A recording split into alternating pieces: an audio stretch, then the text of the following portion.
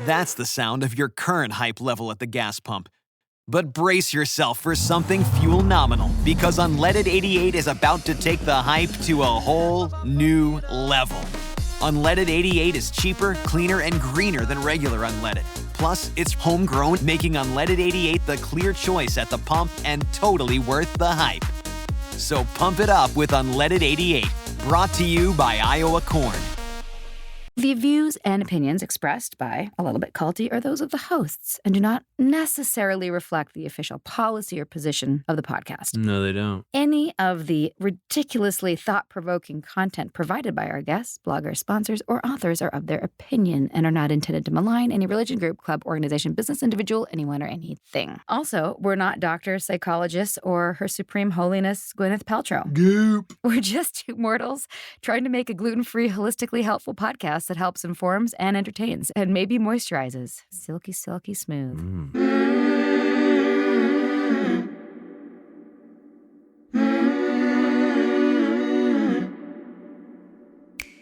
Hey, everybody. Sarah Edmondson here. And I'm Anthony Ames, a.k.a. Nippy, Sarah's husband, and you're listening to A Little Bit Culty, a.k.a. ALBC, a podcast about what happens when devotion goes to the dark side. We've been there and back again. A little about us. True story. We met and fell in love in a cult. And then we woke up and got the hell out of Dodge. And the whole thing was captured in the HBO docuseries The Vow, now in its second season. I also wrote about our experience in my memoir, Scarred, the true story of how I escaped NXIVM, the cult that bound my life. Look at us, a couple of married podcasters who just happen to have a weekly date night where we interview experts and advocates in things like cult awareness and mind control.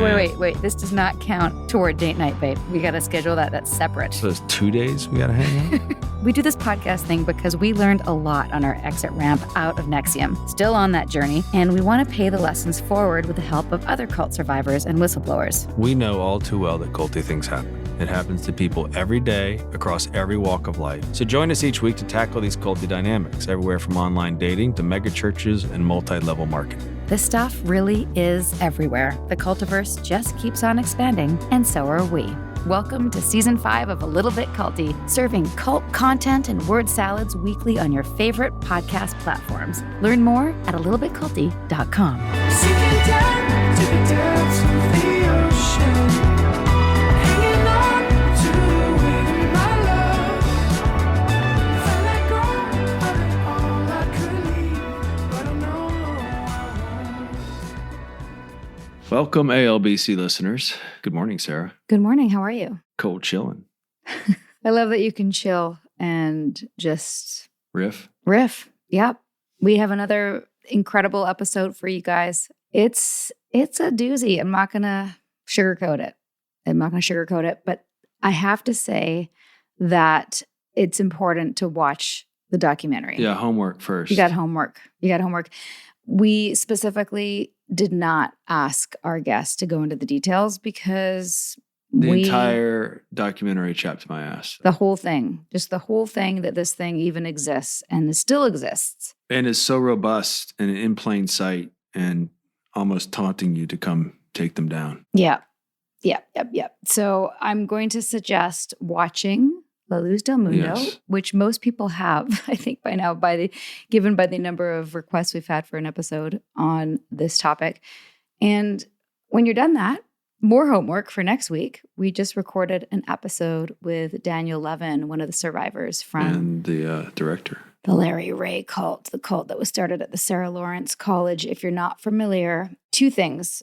His book, Slonim 9, written by Daniel Levin, is an incredible, incredible book. He's just Great interview, too. Great interview. That will drop next week. You can read his book. It's on Audible, or you can get the hard copy. Or watch Stolen Youth, Inside the Cult at Sarah Lawrence. We interviewed the director as well for that. And, if you're just sitting around and you want to watch some cult documentaries. Yeah, we might have to debrief those. We're going to debrief on Patreon. On them both. On Patreon and on the live feed. And have a cocktail hour. Yeah, we're thinking about doing a cocktail hour with a bunch of cult survivors. Yeah. It just seems like the right thing to do. Doesn't take long. Okay, so again, major trigger warning for this episode. When Jeff Epstein Good old Jeffrey Epstein was arrested in 2019. His indescribably horrifying story of child molestation and abuse became front-page news across the globe. In fact, it had already been worldwide news for ages. What if we were to tell you that there was another ludicrously wealthy demon whose abuse and destruction was arguably of the same caliber, who was arrested around the same time as Epstein, but whose name you probably don't know? Enter Nason Joaquin Garcia, the ongoing leader of La Luz del Mundo, who's currently serving a maximum of 16 years and 8 months in prison for the sexual abuse of minors. The self-proclaimed apostle of God was eventually denied bail after setting that bail at $50 million, which according to the California Attorney General was the highest ever imposed on an individual by the Los Angeles County. The denial came about because prosecutors feared his extremely loyal followers might actually raise the cash. Well, the story of La Luz del Mundo started far south of Los Angeles in Jalisco, Guadalajara, Mexico. But this particular cult, and it is a cult, was awful and intense. So intense that it caught the eye of Los Angeles Times reporter Mary Beth Sheridan back in 1998, who documented members upon seeing Samuel Joaquin, Nassan's father, saying that thousands of worshipers broke out into chest-heaving sobs.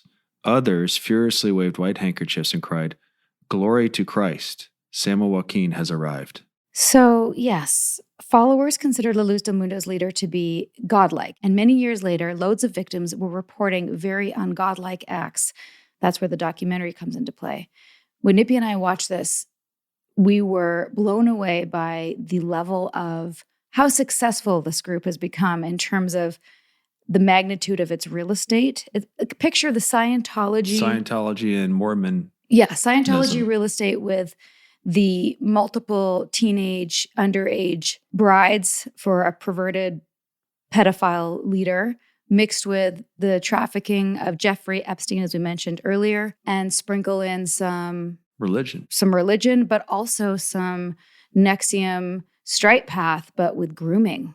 It's fucking wild. Yeah, needless to say, we're not going to go into all the details to protect the survivor and to not have to have her recap everything that you can see in the documentary. So her name is Sochil Martin. She's the wife and the mother who broke away from the church and began the With You Foundation, who strives to help others do the same.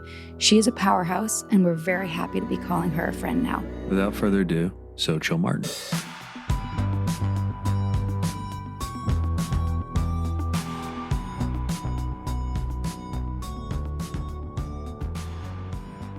We're both pretty fired up about this story. And yeah, I have a pretty high tolerance most of the time for these things. And this one got me. This one got me fired up, chapped my ass, needless to say. So we're excited to talk to you and help you. Thank you. Thank you. And I remember watching The Vow with my husband and my friends, all survivors of LLDM. And we saw so many parallels in all of our situations. And in the end, that's really what this is all about, and how these institutions are really just criminal enterprises that are ran by sociopathic narcissists like Keith, like Nason. Same ice cream, right? It's just a different flavor. Yeah. Right. Yeah, I just want you guys to know that we're in this war together. That's how I see it. Absolutely. I love your husband. Tell him I want to meet him. I feel like we're brothers. Yeah. I love him too. Yeah. I can see why. Yeah, that's a good man right there. Yes. And I tell him all the time, otherwise he doesn't see it sometimes, but this is what we really try to get out there to the husbands and the fathers and the grandfathers and uncles and brothers who still are living there and who have children or their loved ones who have been either assaulted or they don't want to see it, or they've been told by the same children or by these same women, and they choose not to believe them, or they choose to shun them. And it happened to me, and it happened to so many other survivors. But, you're literally left with nothing. Your family leaves you left with nothing, because you were born into this. That's all I know. My great grandparents, and my mom. I mean, unfortunately, I lost her to drugs at a very young age, but she was also taken, and also she was a victim of Samuel. Unfortunately, we are built differently, and she did not make it. She fell into drugs, and that's how she lost her life. But in essence, we are all victims of this generational trauma. This enterprise really just came and just really fucked us all over. and being born into this, you know nothing when you step out into the world. And so a lot of us were like little kids because we weren't allowed to wear pants or, wear earrings or makeup or get tattoos or speak to normal people that weren't from the community. And then you find that the world is beautiful and that people are good and not everything is as bad as they told us it would be. And to even find your identity and like say, hey, these pants look great on me, or maybe these pants aren't the good fit. Like maybe dresses are my thing. Just those identity things that were stolen from us. It goes a long way in a human being. And so, and I know you guys know a lot about this, but yeah, La Luz del Mundo. Tell us what it is. Go back to the beginning when was it your grandparents who joined first? Yeah, great grandparents. So my grandmother, she was baptized in the church in Mexicali. And then she convinced my great grandma. So my great grandma got baptized too. And then she moves down here with my grandfather, and he wanted nothing to do with the church. He was a policeman in Mexicali, and he decided to move to California so that he can make a better life for his kids and grandchildren at one point. And they came here and they were just a couple of kids. And he worked for the LA Times. He was, for an immigrant, he was doing pretty well. He wanted nothing to do with the church. He was kind of like living his life. And he kept telling my grandmother, like, nope, don't want to get baptized in your church, nothing like that. And you had the family of my grandmother telling him, like, this is the right of way, so then the coercion comes into place where my uncle, who was a twin, he passed away. He was 1 year old and he passes away. And then Aaron, who's the founder of the church, told my uncle that it was his fault. He said, your son died because it's your fault, because you did not want to get baptized, and whatever happens in your family, it is on you. And so he had, dreams, like these incessant dreams just coming to him saying like that he was going to die, a member of his family was going to die. So then he said, I need to get baptized. And so when the bigger church here opens, there was a much smaller church, and that's the one my grandmother was in. She here in East LA, very small community of Mexican American citizens who were involved in this organization, and they all came from either Tijuana or Baja California. And they sort of started LDM in a little house called La Luz del Mundo. And then when they opened the big church, they constructed the big church with their own hands. And that's when my grandfather was baptized in that church. And then he was all in. And so then all of his children born after, it's like 100% LDM. I mean, my aunt, she was the one that raised me, my legal guardian. She was taken by Samuel into the labor when she was, I believe, she was like 13, 12 into the mission. And my grandparents signed an affidavit saying that Samuel had the right to essentially move her wherever he needed to take her. So they moved her to Redlands, and where the minister sexually assaulted her. And she tells Samuel, because the family was close to them. And what he does is he takes her with him. That abuse starts with my aunt, and she saw it very normal since she was a kid. And so she's raised to believe that being unconditional to the servant of God it's part of you. And so that she takes that upon herself. There are 3 types of unconditional. Not everybody in LDM is unconditional, but you have the unconditionals that write their letters, and they basically write all the bad things they've done. And they ask the bishops to the apostle that they want to serve him forever and they're going to be loyal to him. And literally he can do whatever he wants with their life, like anything with their life. And then you have the unconditionals of vow. And then the unconditionals of vow are either you are presented as a minor to the apostle as a sacrifice, and he can choose to do with you whatever he wants. You really don't have a say in it because you were a sacrifice to the apostle. Quick question, just to clarify. It sounds like that's like kind of a hierarchy of unconditionals. Is that accurate? It is. And does each hierarchy aware of the conditions of the one above and below? So like, is it something you aspire to have your kid be sacrificed? Is that like something that's sold to you as an achievement? Yeah, because for example, to be an unconditional in LDM, it's a big deal. Wow. Not anybody is an unconditional. So for example, you have all the bishops who are unconditionals. They're selling abuse as positive, is what it sounds like. Yeah. That's exactly what it is. It's a pyramid scheme.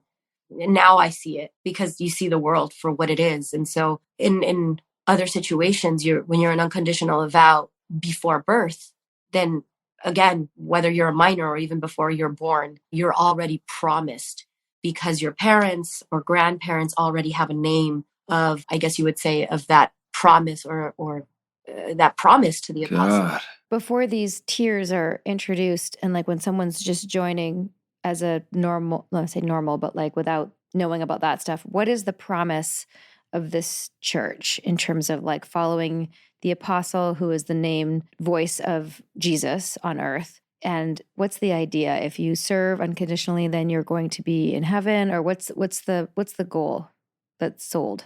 Right. So when we make a pact in front of the church and to the apostle, when we choose to get baptized, and they ask us questions, within those questions, they ask us if we believe that the apostle is the only way to get to heaven. We have to, obviously, if we believe in Jesus and God as our only savior, but within all of this, towards the end, we have to promise in front of the church that the apostle is the only way to get there. And so once you start your career in LDM, as in you work, you have to work.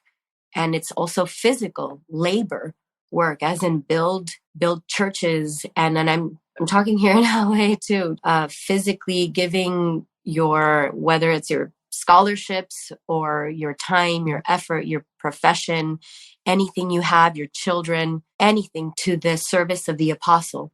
Now, if you do that perfectly, because this is called the divine election, if you do that perfectly, then you will see the gates of heaven. And what they promise us is that the apostle will take us to him. So if you do not believe in the apostle and you don't work for that, then you're not going to see the gates of heaven, like let alone God or Jesus. You won't even see the gates of heaven.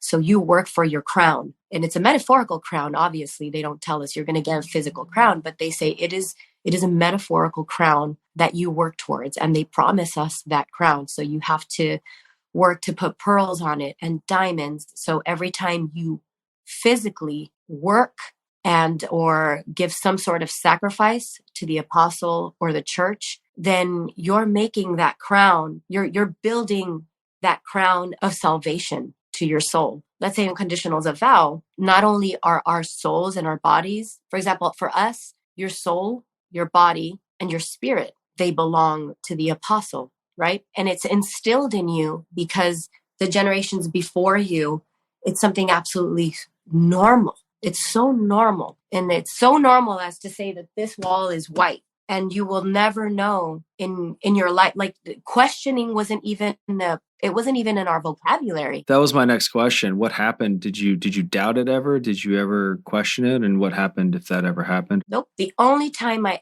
ever questioned as a child, the only time ever. I mean, obviously I was very unhappy in a lot of situations, and now I know why.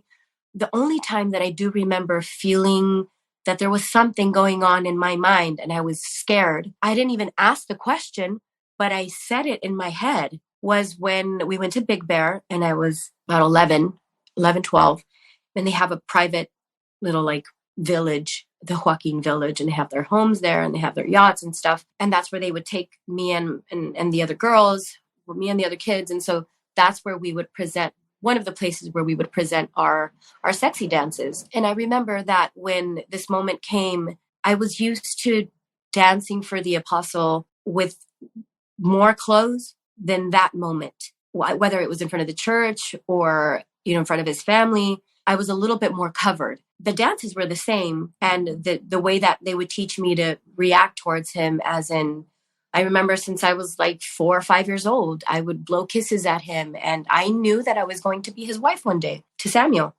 And so when that moment came, it was super normal for me because, now he's taking me. So when I go to Big Bear this one time and we had to dance, it was a Britney Spears song, I think. And I remember I had booty shorts, and I remember that, I didn't have breasts, obviously, but I had never been that naked because that's how I felt. But what scared me was that the servant of God is going to get mad if he sees me like this. That's the kid side of me. He's going to get mad at me. and he's going to get mad at all of us because, we're hardly wearing, because we were taught to cover our bodies, to cover our legs and our breasts and our bodies. And so that's the first thing that came. So then when I step into this moment, I see that my aunt and Rael, who is Nathan's sister, Samuel's daughter, who used to be one of the biggest groomers for him, they were all very normal about it. It wasn't any more of like, oh, well, Sister Rael, the servant of God's going to get mad at me, or, Mom, servant of God's going to get mad at me. No, because now it was like I was the one that was wrong, because the servant of God saw us and he was happy. He had the biggest smile on his face, and everybody had the biggest smile, and everybody was clapping and everybody was happy. And it just was so normal to me.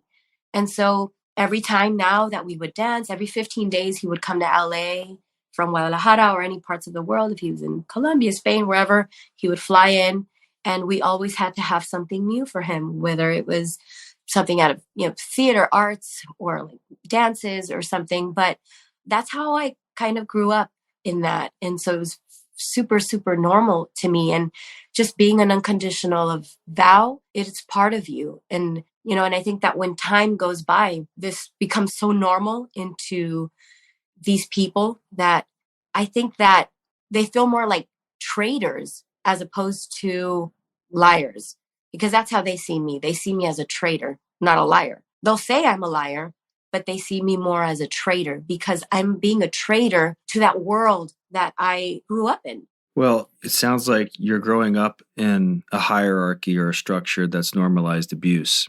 And when you see it and you start to hold it accountable, the people inside, in order to believe you, have to own that they've fallen for the same con and grown up in that abuse too. And that's the about face that is difficult for everyone in these things. And you were the one who was brave enough to transcend it. And they're still in the system, maybe thinking and feeling and having the doubts that you have. But I think the term, Sarah, maybe I don't know if it's gaslighting in this case, but they've got to give up everything they know, even though it's an abusive regime. And that's still hard for them because it's all they know. Right. And it's sad because obviously the people hurt me, but, I saw my grandparents die in this. Yep. And I know my great grandparents died in it. And I know a lot of my family members will never leave. And, my brothers, my little brothers, they hurt me. They're both in the mission. I believe the last time I knew one of them was in Africa. And I know how these members suffer when they're sent off into the mission because they're left with nothing and they have to start this up. And I know where they're coming from with all of this, but just questioning, that's where the fear is, right? To question. The thing is that they don't know that's even a possibility, because the word question or doubt, that's not in our vocabulary ever, because it wasn't in our parents' vocabulary. It was absolutely normal. So, for example, I would say, like, let's say in school, I wish I could have had a friend. We would have spoken more, to have more of like a normalcy of interaction with other human beings, and maybe have like be in a club or something in high school or be on a team. But none of that, especially when you're in this closed bubble, you're not allowed anywhere. I had exactly 15 minutes, not less, 10 to 15 minutes to walk from my high school to my home. Otherwise, the nanny would call my aunt and Mason would find out. Wow. Where were you? Who were you talking to? I'm just remembering this, and I've never said this out loud because I think that it's not a big deal, but I was human and I was a kid, and I wanted to see what a pep rally was like. And because I wasn't allowed to be on any teams or anything. And so I remember I hid behind one of the poles that they had in the bleachers. And I said, I'm only going to be here 5 minutes and I just want to see what it's like. And then like a week later, we got to do something similar, and I was a part of it because of PE class, but I was just sitting there. But before that, I'm like, if I would have waited, but I didn't wait that one time, and I saw what it was like. It was so awesome. And I got home late and I got in trouble.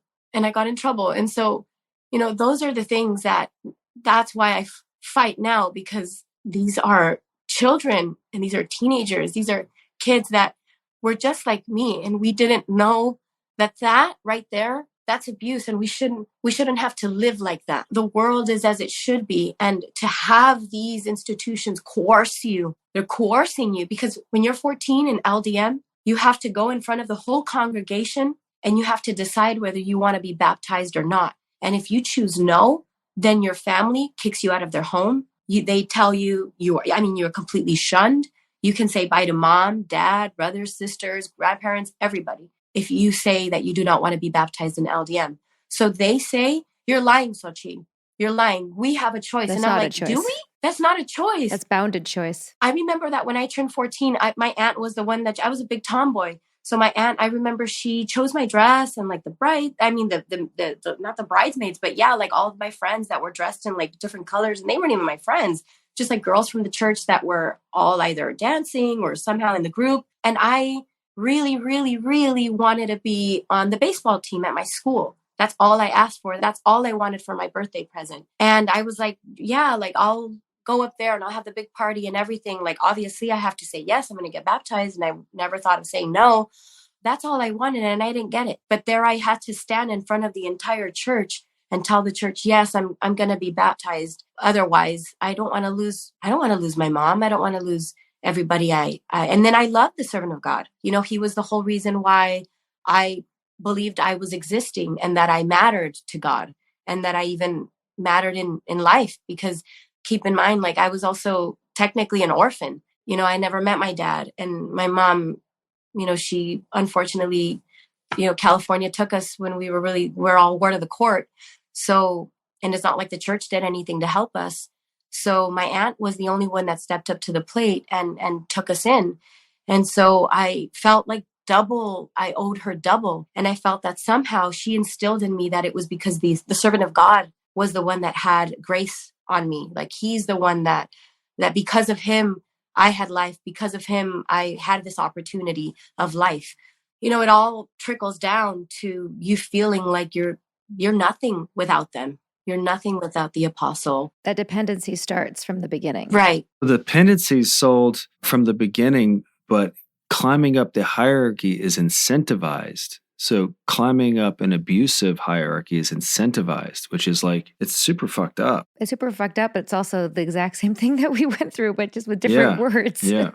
You know? Yeah. Of like, you had Yeah. a straight path. You had like a sash path for being a spiritual wife / Only difference slave. is the verbiage, and, you know, being owned by someone is more overt in theirs, but the process of abuse is identical. There's only a handful of ways you can do this. Absolutely. This is the golden age of cult recovery. The more we speak up and share our stories, the more we realize we are not alone. Your voice and your story can empower others. This is Sarah, and I'm proud to be a founding collaborator of the #IGotOut movement. Learn more at igotout.org.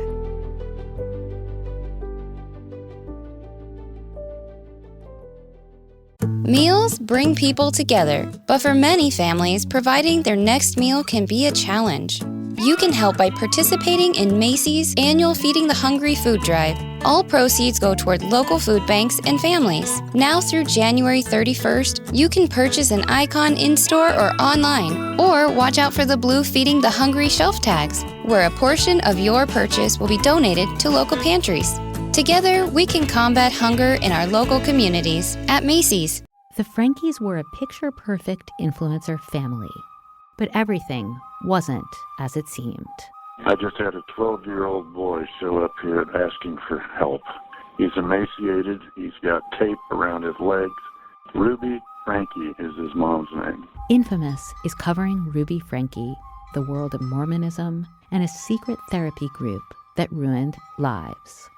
Listen to Infamous wherever you get your podcasts.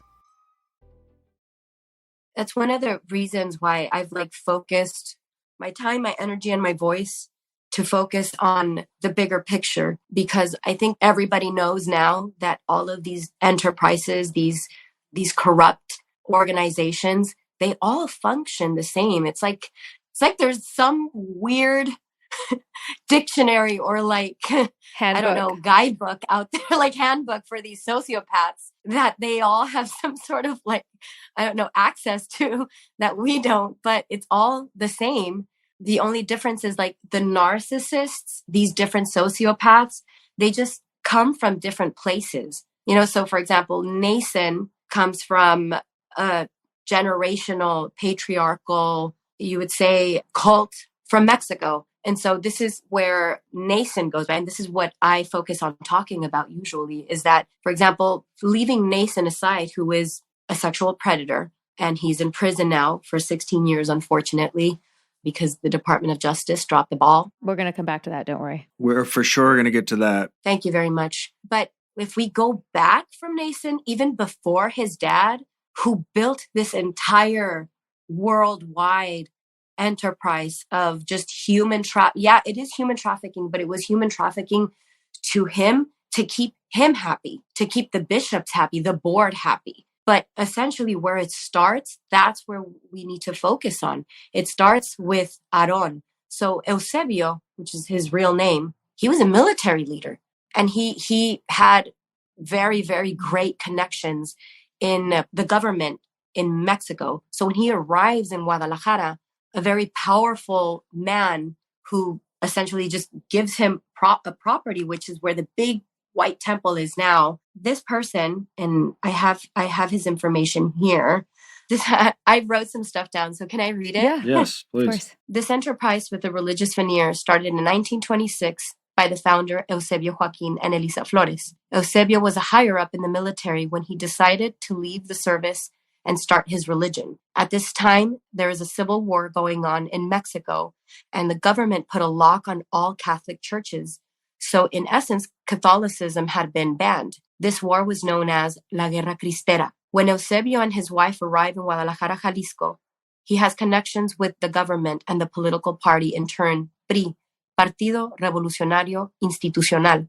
He was a military politician who fought alongside Pancho Villa, the governor, Marcelino García Barragán, whom gave the order to the murder of Tlatelolco on October 2nd, 1968. It was the mass killing of more than 300 students in Mexico City who decided to raise their voices on the corruption that was going on in their country, in La Plaza de las Tres Culturas.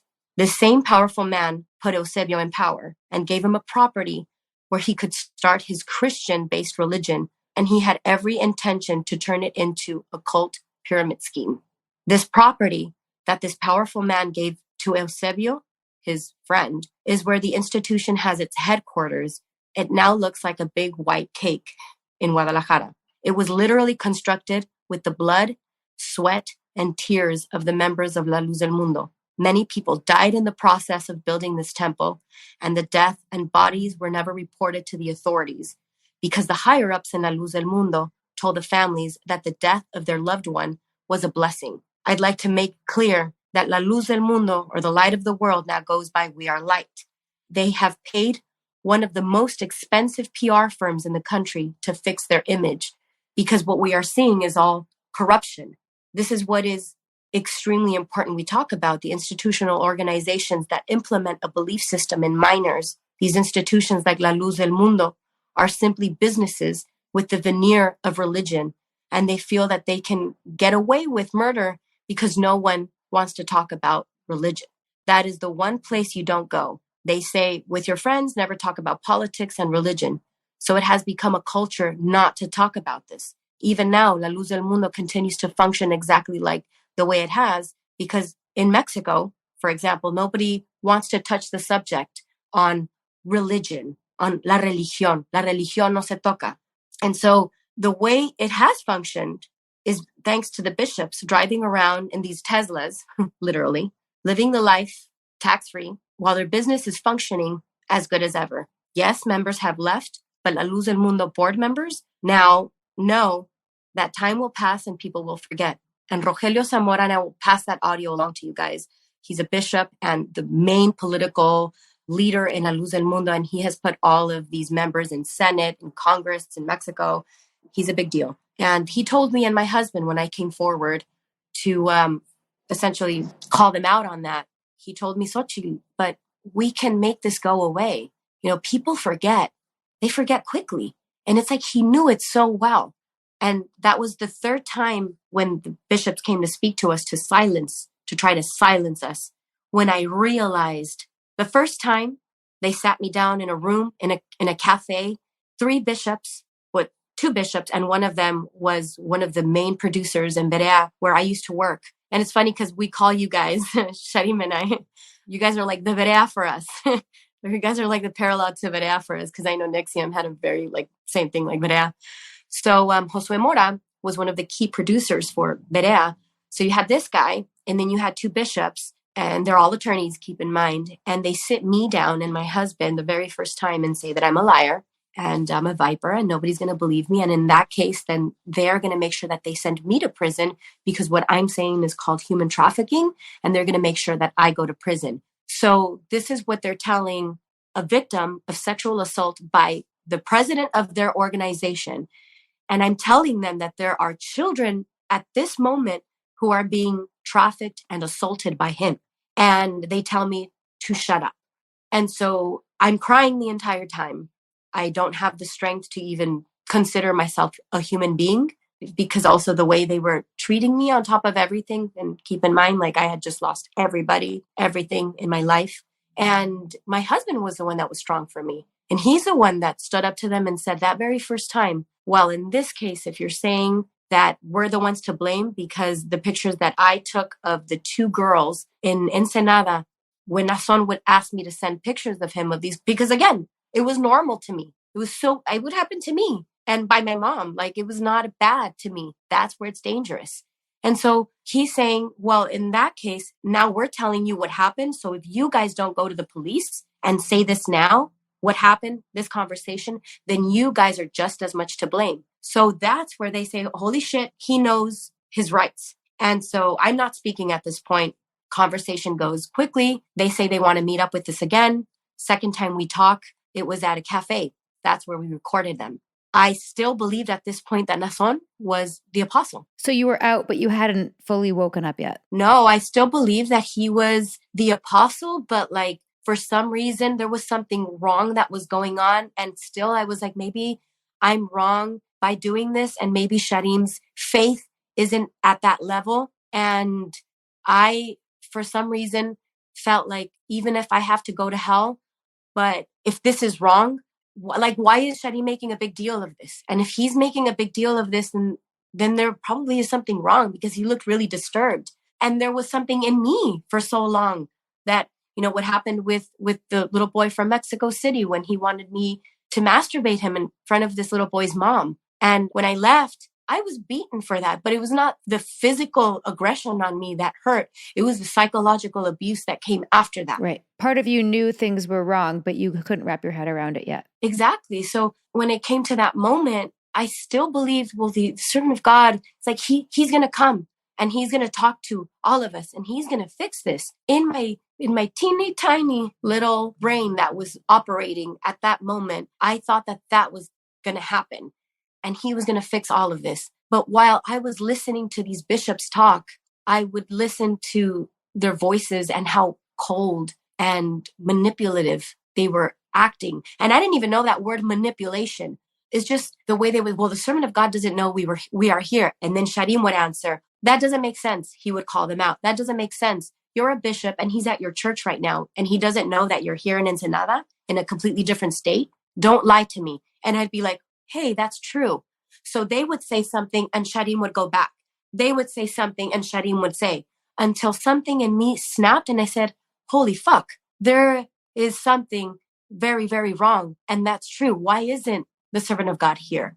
Why did they take my phone away? That was kidnapping. They kidnapped me and my daughter. They didn't let me touch her. They didn't let me see her. A lot of stuff went down. And why was it done this way? Like I didn't see until it clicked in me in that moment. And then that's where I didn't even see it as strength. I was angry. I was angry more than anything because I didn't say to myself, oh, I'm going to be brave and I'm going to tell them I'm going to be strong and, you know, speak my mind and my voice. More than anything, I was pissed because I felt like they kept lying to me. And then that's when I said, you know what? I'm an American citizen and I know my rights. And the fact that you guys have me here after I'm telling you that I was sexually assaulted and you guys are not doing anything about it, being that you guys are the bishops, you guys are the leadership of La Luz del Mundo, and you guys aren't doing anything to help, then that right there, that's a crime. And I will take it to the authorities. They did try to kill me later and all of that. That's typical mafia stuff. But I mean, when I said it, I didn't think of the repercussions of it. So what they did is that the next time around, they try to buy us out. We're going to buy your house for much greater price than what it is. We're going to give you a big, big mansion. And that's how they were trying to work it out. And it was like, they've done this before. I can see that they've done this many times before. But I was already like starting to think like a person, like a person who had a mind of her own. Not a slave. Exactly. You guys get it. Yeah. Not a slave. And so I was like, oh, okay. So fuck you. I don't want your home. I don't want your money. I don't want your shit. You need to stay as far away from me as possible. And in that moment is when I said, I'm going to live my own life. We're going to be quiet. We're going to be this. We're going to be that. And literally a week later is when I started to do some research and I started to go into all of like the LLDM platform. There were very few out there. Nobody would speak up. Everybody was anonymous. And then that's when I went on to a subreddit platform, LDM subreddit platform of survivors. Very few were on there. And I decided to write a letter, an open letter as survival kid, and just write my whole story. And so as an assistant of the servant of God, when you leave, everybody will know you left, especially on the inside. And Sarah, you know all about this. So, I mean, when I wrote that letter, everybody's like, Sochil, we know it's you. Like, you don't have to write fucking survival kid. Like, we know it's Sochil. So anyway, like that led to other girls to start posting their stories. And these were unfortunately, but also fortunately with their strength, these were minors. And because they were minors, their stories were considered before the California Department of Justice because my time was up, because time said that it didn't matter what happened to me.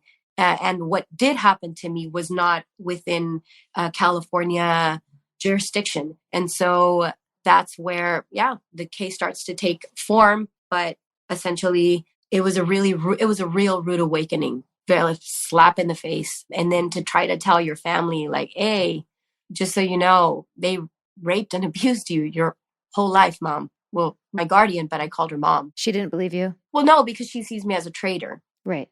And she sees me as a demon. And all of them, like my grandparents, they said they never wanted to see me again. And they said that dog, that stupid dog, que perra chamaca, is what my grandmother said. I never want to see her again. And I never want to see her step foot in this house. My aunts, uncles, cousins, everybody I know started sending me, messages. And I had aunts say, family members that said if, they wanted to find me on the street so that they can kick my ass. So hard, Sochil. Not a lot of people get that, how hard it is to lose.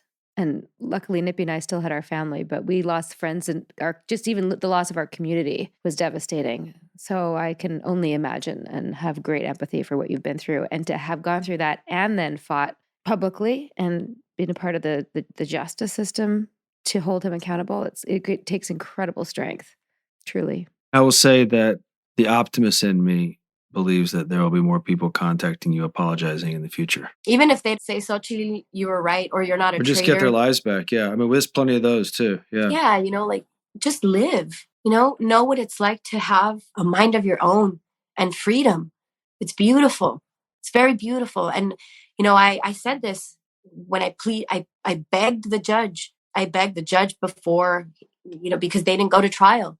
And so I fortunately with my legal team, I mentioned to them, I really want a press conference and I have something to say. Me and other survivors, we want to plead to the judge, like really look into this. This person is dangerous and he needs to have life.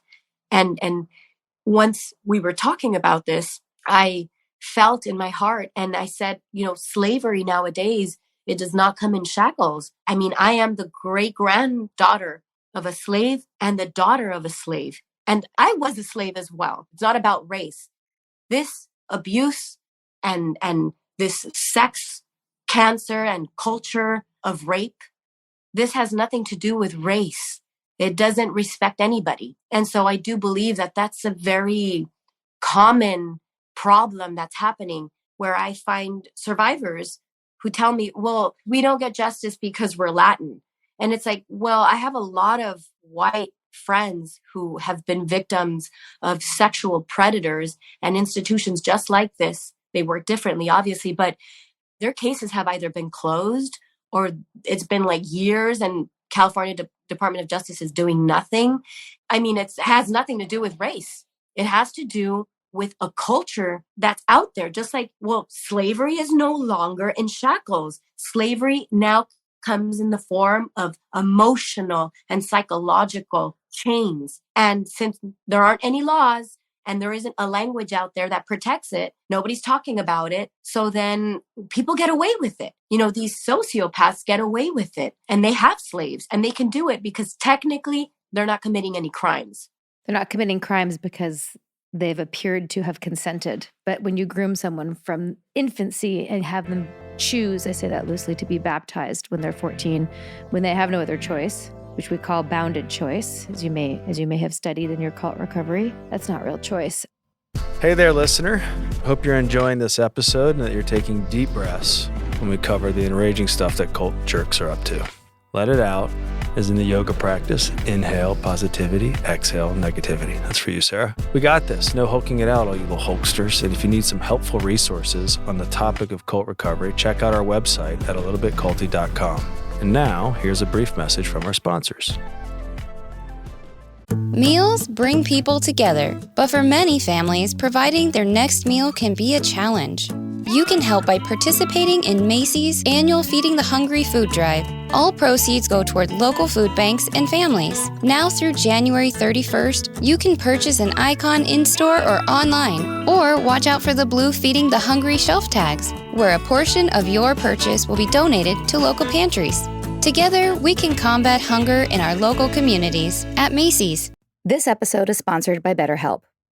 What are your self-care non-negotiables? Maybe you never skip leg day or never miss yoga. Maybe it's getting 8 hours of sleep. I mean, that's my personal and everyone's dream, isn't it? Well, I definitely have some non-negotiables. Like, I'm in Vancouver right now and I'm spending literally as much time as I can outside in nature. Hashtag cold pools, hashtag crushing it. Nature is a non-negotiable. Not enough time in the fresh air and the trees around me and I start to feel not great, not myself, not grounded. Therapy day is a bit like my nature walks. I try to not miss it. And I know I'm just going to feel so much better all around if I make it a priority. I get so much out of it.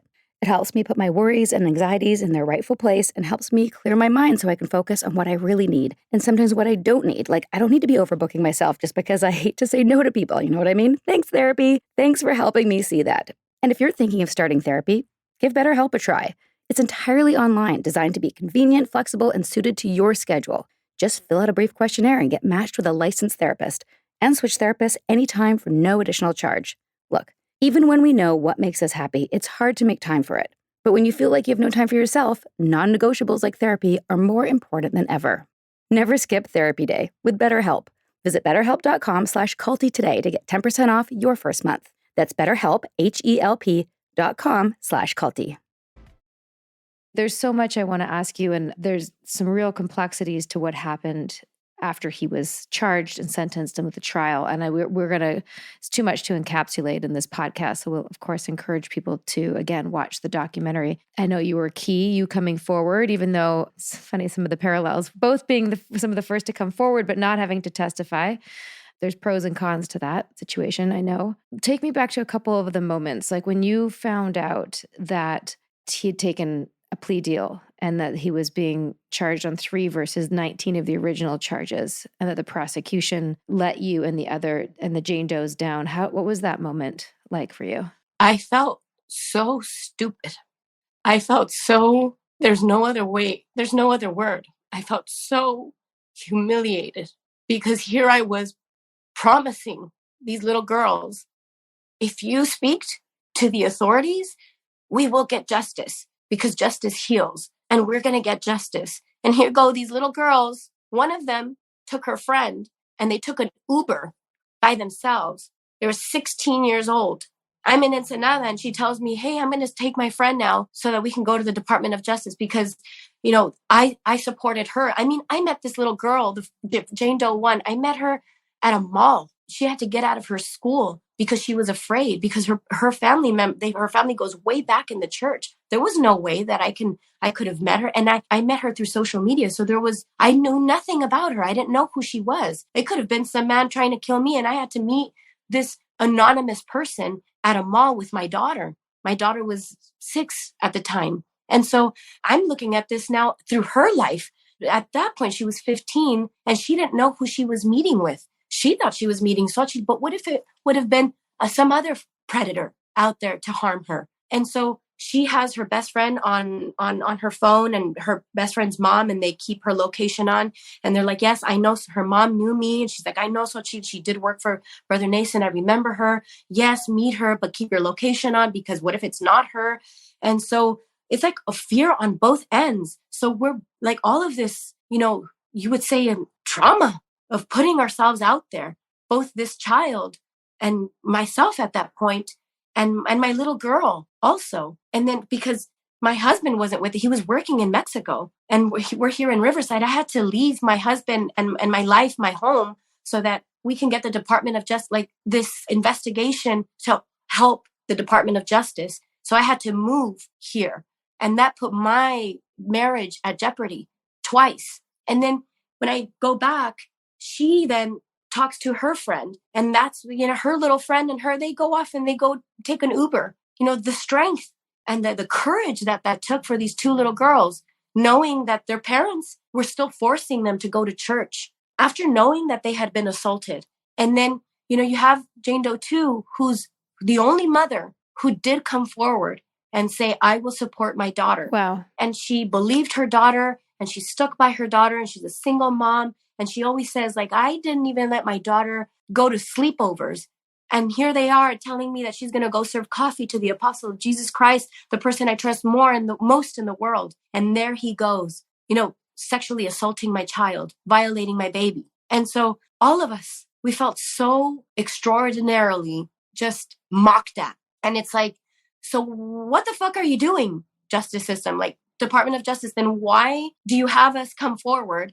You tell us that you're going to get justice for us. And so then we do that. And then the first chance you get, well, okay, so essentially I didn't even matter. Even if I did come forward first, even if I did, because of my statement, they opened up the investigation and they opened up the case, I still didn't matter to them. I didn't matter so much to them that they not only kicked me out of the witness relocation program, they kicked me out of the witness relocation program the moment that I spoke up with Brian Ross on Law and Crime, when I decided to show my face and not be anonymous anymore. Like, I know what's expressed in the documentary, that it was a plea deal, and tell me if I have this right, because they felt that the defense had, or that there was going to be a problem with the defense, and they thought this would be the better thing to do? Or do you think there was something, like, my first instinct is there's something else going on there? Particularly in the day and age that we're in. Yeah, right? I think the attorney has a lot to do with that. I do think that Alan Jackson has a lot to do with that. Alan Jackson is the attorney for, Weinstein. He was, Kevin Spacey's attorney. Well, he is. And he's Nason Joaquin's attorney. He's La Luz del Mundo's attorney. So, attorneys have, especially when they have the right network. And then we go back to corruption. That was my first thought. A lot goes into play with this. Do we have evidence of that? This is how I see it. For us, particularly, we did see that the Department of Justice tried to do the best with their investigation, because for example, Detective Thomas Donahue, he is now retired. He was amazing. He was very open, very compassionate. But a deputy attorney general that was there at the time, Amanda Plisner, she didn't believe me in the beginning. She was my age, so it was easy for her to doubt me. And so I do believe that through time, when she saw that it wasn't just Sochil coming forward, now it's like, oh, wait, now these are children that are coming forward. Oh, wait, she's not lying. And then they take it very serious. And I put all that other stuff aside, and I said, hey, that's not the problem. The problem is not that you're victimizing me and da-da-da. Like, I get it. Let's get to the problem. And the problem is the sexual predator is still out there. And yeah, like, I did whatever it is that I could to send them information, and it kept going, it kept moving, and they really were invested in the case. They really were. They brought us over here from Ensenada because we were now in danger over there.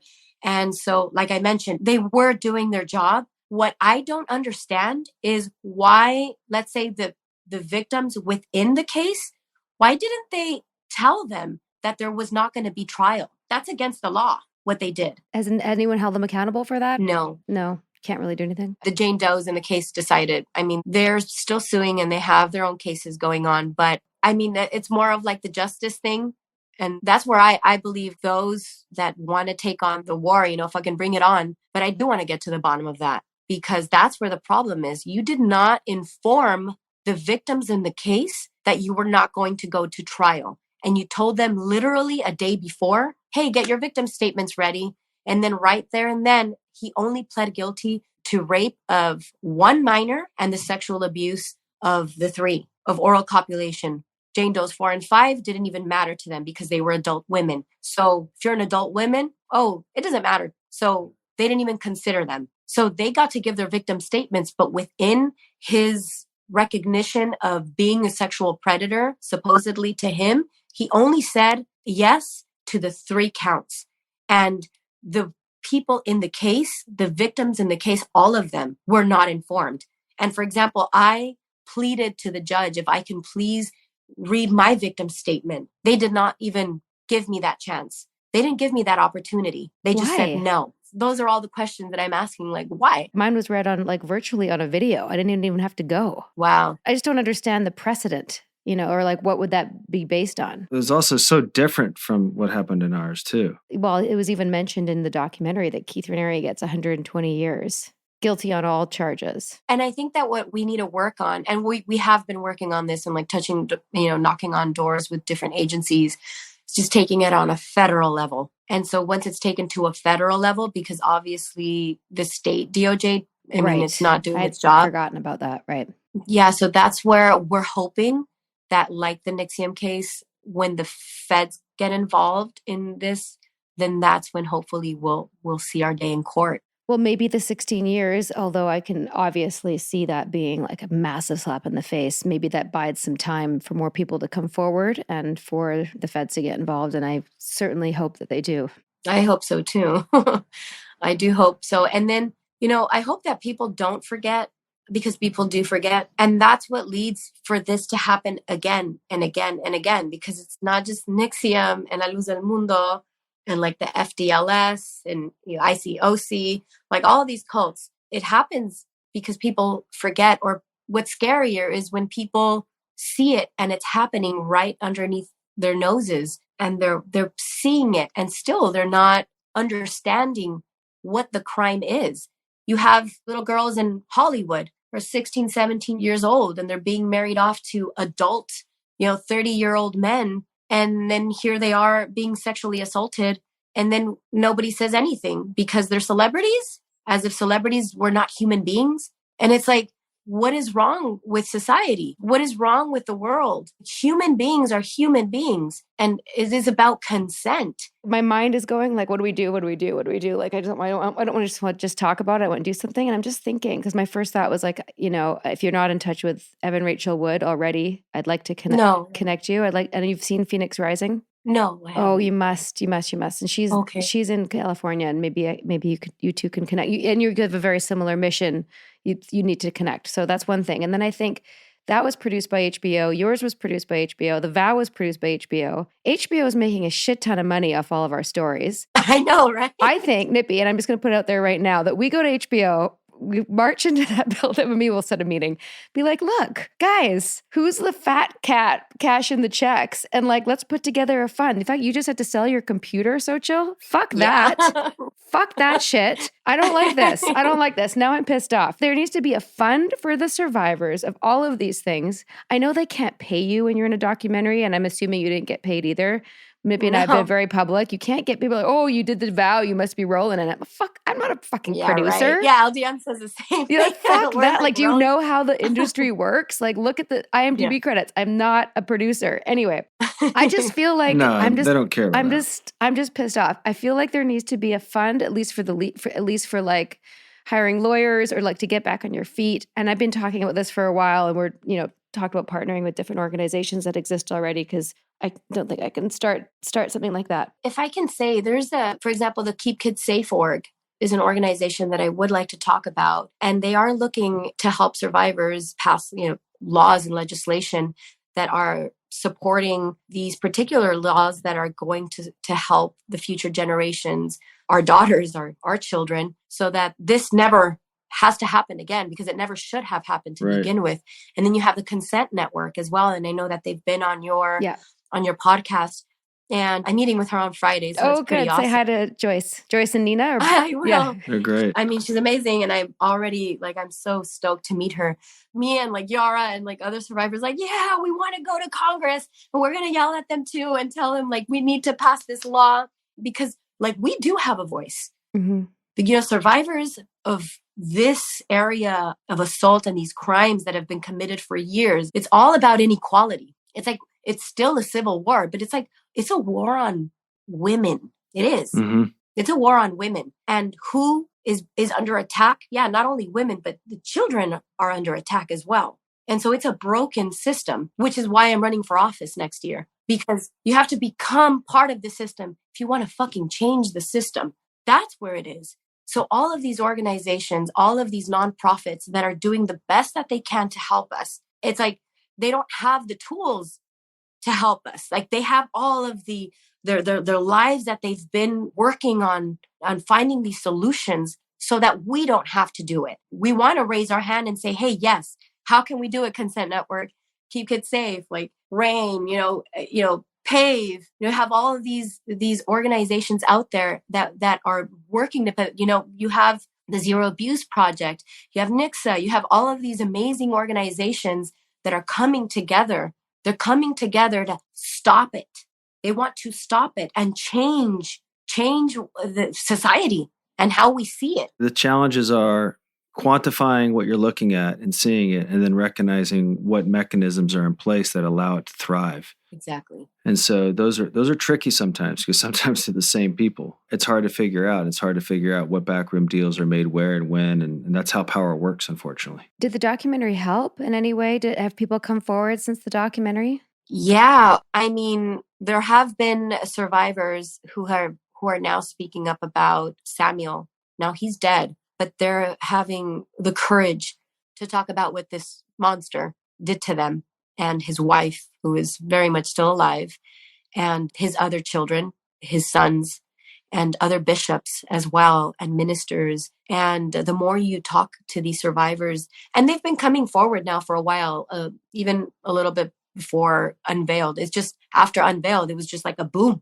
but before that, little by little, when I spoke up, that's the amazing thing, honestly, of putting your face out there, is that a person who's scared can say, hey, well, if that person can do it, I can do it too. There's nothing that I have that they don't have. There's nothing that you have that I don't have. There's nothing that I have that you don't have. We're all human beings. And so that strength in us, it's there. It's feeding it. And so when they find that they can have a support system, they can open up a little bit more. And so you have survivors of domestic abuse. You have survivors. There's a survivor, her sister-in-law was murdered, and so was her niece. And the Department of Justice has done nothing about that case. And La Luz del Mundo helped silence that. And the serial killer is out there somewhere. And the ministers hushed the church. They told the church not to talk to the detective and to tell them, hey, we don't know what's happening. And I know this because members who have come forward that were there are now speaking up, and they're telling us. So there are witnesses of this. And this was a double murder that happened. So yeah, it's not the sexual assault, but these are crimes, and people are having the courage to speak up about it. And they want to know what's happening in the justice system. They want to know what's happening with this case in the Department of Justice and in Mexico too. So it's awesome to see that. What is the current state of what's going on with the Mexican justice system? Did they do anything? In Mexico, I gave a federal statement with the Department of Justice in the area of human trafficking. And there were about, 15 agents there from different areas, because they took it very, very serious. So I thought that something was going to be done. Again, the person in me who I thought something was going to happen. And I was there for 3 days. I had to give statements to them from 6 o'clock in the morning to 2-3 in the morning for 3 days, telling my story, everything, people involved, the companies involved, everything. And so they said that they would. And unfortunately, the more you see is that the Morena, which is the political party that's now in office and now essentially running the country, you find that the president has extreme ties with Nason. Of course. And so does his political party. That's what I figured. Yeah, and then you find out through other statements that victims come forward anonymously, and then when we do meet them, and we see them, and then when they go off and they give their statements to the one DA that I do trust, because she says it's not me, it's like it's my boss's boss, but she herself, I feel it's my responsibility to help her help us with the case. So she's not the problem. The problem is the system. And so unfortunately, like you find that these survivors, they're telling us, hey, yeah, this government official or this agent who works in Guadalajara, he came over and spoke with the bishop and they said that to not worry, they're going to hush this thing down like nothing ever happened. But there was a murder a block away from Guadalajara, from the temple, because this all happens in Jalisco. This is like where it all happens. And the governor literally told Nason, I hope my friend is okay in prison. He literally told his friend Nason, I hope you're okay in prison. It hurts me, but oh, well, like, I guess he has to pay for what he did, but I hope my friend's fine. Why? Because what Nason used to do is that he used to bring these politicians to his house that's across the street from the big white temple. And when the Holy Supper would come around, you had hundreds and thousands of people that would come from different parts of the world. And he would show these politicians all of these people. So politicians are thinking, ooh, numbers, right? Of course. They're thinking, wow, the Votes. masses, this guy's really got it. So Right. he has the president of El Salvador. This guy, LDM goes way back to Pablo Escobar. These ties with politics, with corruption in LDM and politics, it goes it goes back 100 years. And so that just led the corruption to be so big that now doesn't matter how many people are coming forward. Mexico is literally, the justice system, it's gotten to the president now. Now it's not just the governor of Guadalajara. Well, in a lot of ways, they're the same governing body. Absolutely. Yeah. They're ties. So Nason Joaquin was given a birthday party at Palacio de Bellas Artes. Not anybody can be in Palacio de Bellas Artes. That is, you would say like the White House. Right. Something similar to the White House in Mexico. Or I don't know, it's a building that belongs to the government. And these politicians and celebrities were there. And I'm not sure if it was the Navy who gave Nason an orchestra performance alongside with other organizations that are there with La Luz del Mundo, these companies that are tied with him. And they all gave him a little birthday party in Palacio de Bellas Artes. And then a week later, he was arrested. Damn. There's a few Nexium loyalists who live in Guadalajara. I think I'm going to connect them and they can all have a big party together. A couple of quick questions for you. I know your advocacy is a key part of what you're doing now. What is the main thing you want people to know about that journey for you and where they can find you and what you're doing now, all the projects? Thank you. I have a baby right now. My baby is, well, besides my actual baby, he's 10, but it is an education program. It's a mental health education program, and its roots are teaching children to understand their senses. It is key for a child to understand how to detect what's happening to their body. And by understanding your senses and your bodily anatomy will lead a child to become confident of yourself and to trust yourself, something I did not have as a little girl. So I wish I could have had somebody teach me in my school or anywhere and say, hey, Sochil, if this feels wrong, like when I'm telling you the time at Big Bear, if I would have been taught at school by teachers something completely different from my religious world, my spiritual world, then I would have said, hey, this feels a lot like abuse. Well, I was taught that if I'm feeling this way, if I'm feeling scared, and if I'm shaking, and if I'm sweating, and if it makes me feel sad, and I'm anxious, oh, these are all red flags that I'm going through abuse, and this is causing trauma.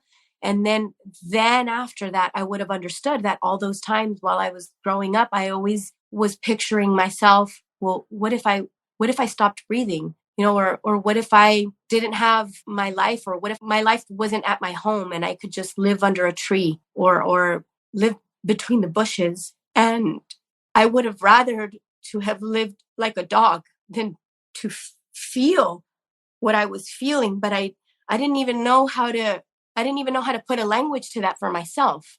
So I do believe it's extremely important for children to understand. And I'm talking about 1st grade to 5th grade. This is where babies are barely, they're evolving.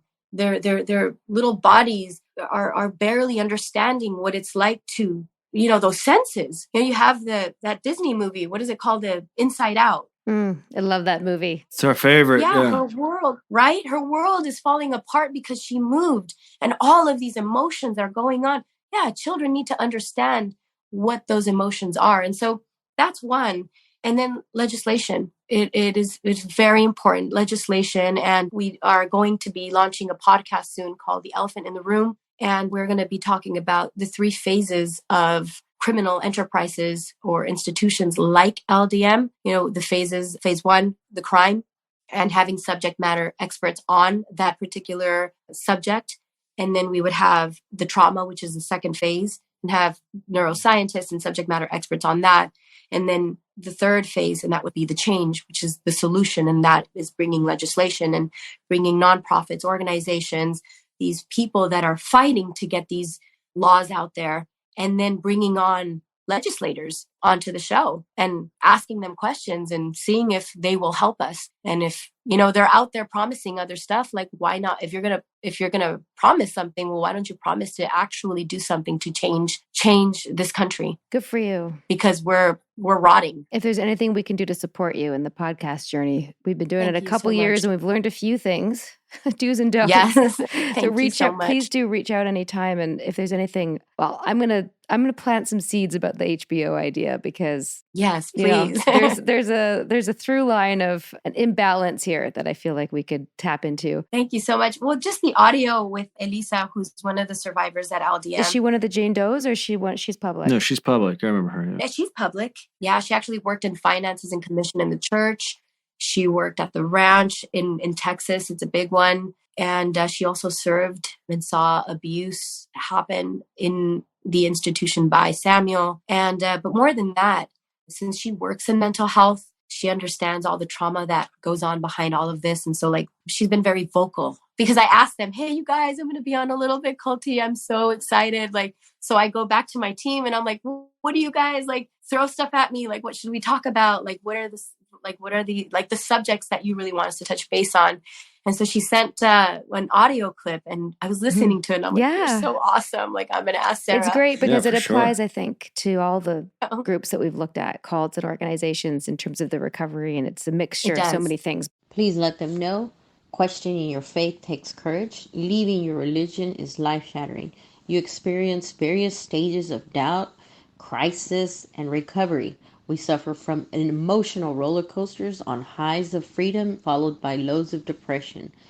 We feel elated after leaving the faith because we're thrilled that we can do, wear, learn, do whatever we want, only to be crashed with grief and anger a moment later because we've lost our families and friends and our community. To wrap, I had one question that I couldn't find the answer to. The other woman, blanking on her name right now, his accomplice, how many years did she get? Alondra? Yeah. She's not in prison anymore, but because she pled guilty, and she pled guilty even before they had offered her. So, and I'm sure you know her story, but she's not the danger anymore because she saw she woke up that it was wrong. Yeah. But Susie Oaxaca, the one that's in house arrest, she's being treated by the congregation as a saint.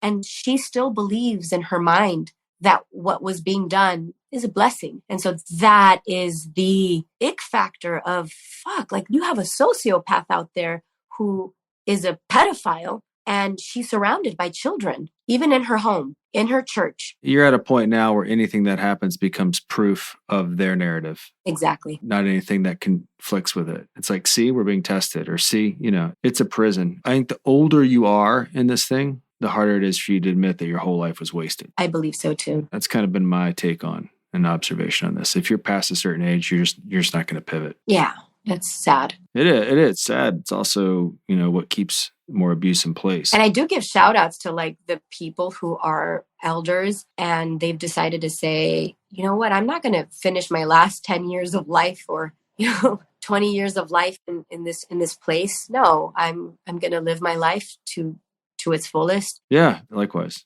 But usually it is, leave me alone. I'm happy here and Yeah. I don't want to hear about it. Mm-hmm. There's no other place for me to go at this age. Yeah. Is there anything else you guys wanted to ask me? Just how we can help other than just giving you a platform. I'm super motivated. I mean, I hate to say it, but I'm against this church, but I think it needs to be more pro something. Thank you. But right now, my impulse is to go To walk into the Atlanta, Take that Georgia church down. facility and lay down some books. Yeah, right? Yeah, exactly. I'm fired up. So, but keep us posted on everything you're doing and please lean on us if there's something we can do. I know Sarah and I would be happy to do it. Thank you for sharing your story and thank you for being as brave as you were. You remind me of my wife. Aw, thank you. High five, Sarah. Big high fives.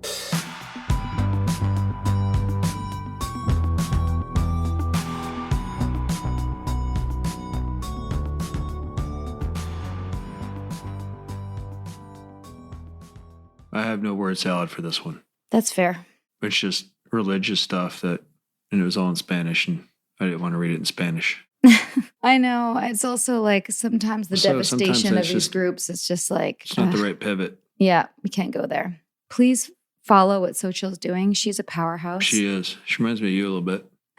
That's a compliment because I think she's I know. incredible. It was intended for that. And she is somebody who I know that we're going to be aligned with and keep an eye on her because she's in her activist mode. Mhm. She's going to do great things. And I'm really proud of her for speaking up. She's really putting herself out there in a way that most people would never because it's too scary. Because it's also too humiliating. Absolutely too humiliating. So check out the doc Unveiled, Surviving La Luz del Mundo. It's on HBO. We'll include the link in our show notes. And don't forget Stolen Youth on Hulu for next week and Daniel Levin's book, Slolan 9. And while you're there, don't forget to check out our Instagram or even join us over on Patreon, where we have more bonus content than you would ever believe and more to come. And we don't mean that in a culty false promise way. There's really tons of dope stuff over there. Including some pictures of Nippy falling asleep in class in Nexium. I just found those, Nippy. I'm going What? to post those on. Yeah, I found those pictures of you Yeah. passed out. Yeah. Nippy was always just asleep I had under to a cop my bench. Z's, man. I had to cop my Z's. We all get through it in different ways. We have our coping mechanisms. Till next time. Thanks, everyone. Sinking down to the depths of the ocean. I'm hanging on to the weight of my love. If I let go of it all, I could leave, but I know I won't. Hope you liked this episode. Let's keep the conversation going and come hang out with us on Patreon, where we keep the tape rolling each week with special episodes just for Patreon subscribers and where we get deep into the weeds of unpacking every episode of The Vow. And if you're looking for our show notes or some sweet, sweet swag or official ALBC podcast merch or a list of our most recommended cult recovery resources, visit our website at alittlebitculty.com. And for more background on what brought us here, check out Sarah's page-turning memoir. It's called Scarred, the true story of how I escaped Nexium, the cult that bound my life. It's available on Amazon, Audible, narrated by my wife, and at most bookstores. A Little Bit Culty is a Talkhouse podcast and a Trace 120 production. We're executive produced by Sarah Edmondson and Anthony Nippy Ames, with writing, research, and additional production support by senior producer Jess Tardy. We're edited, mixed, and mastered by our rocking producer Will Rutherford of Citizens of Sound, and our amazing theme song, Cultivated, is by John Bryant and co-written by Nigel Asselin. Thank you for listening.